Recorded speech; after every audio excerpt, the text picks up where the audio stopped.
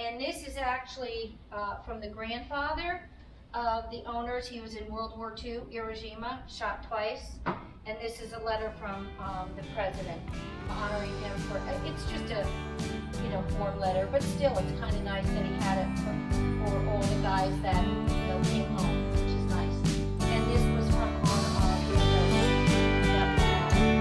So, in this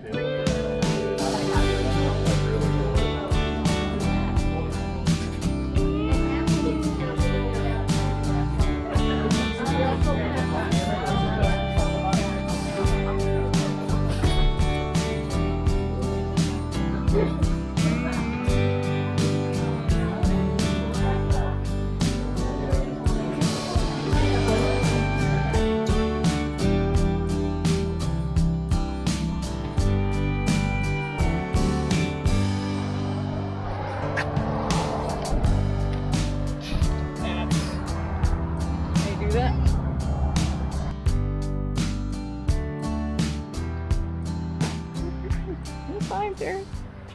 So now if you have a smartphone,